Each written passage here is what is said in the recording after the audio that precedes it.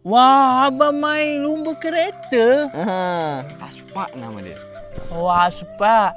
Abang ada game apa lagi dalam handset ni?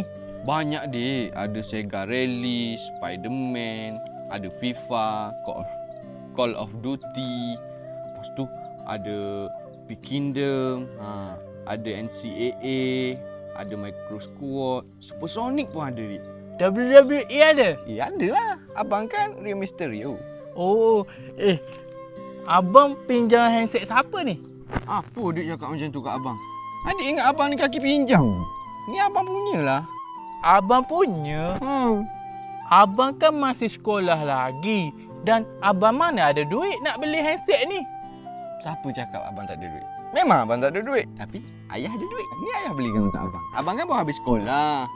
Ayah belikan handset untuk abang dengan adik juga? Mana ada? Abang seorang je. Adik kan tadika lagi. Adik mana boleh main handset? Tak adil lah kalau macam ni. Mana ayah? Tengok. Ada bakar sampah ke bakar rumah dah. Oh, adik tak boleh. Adik tadika lagi. Adik nak pergi tanya ayah. Ayah ni selalu pilih bulu.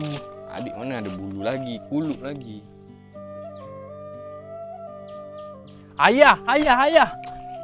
Ayah, kenapa ayah beli handset dekat abang je? Dekat adik ayah tak beli? Ayah belilah untuk adik. Mana handset adik nak pergi tunjuk dekat abang? Cuba adik tekan. Ada bunyi kan?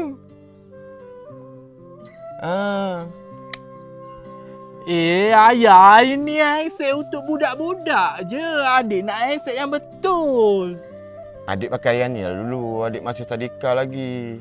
Alah, ayah ni selalu tahu bagi alasan yang sama je kalau adik minta beli handset.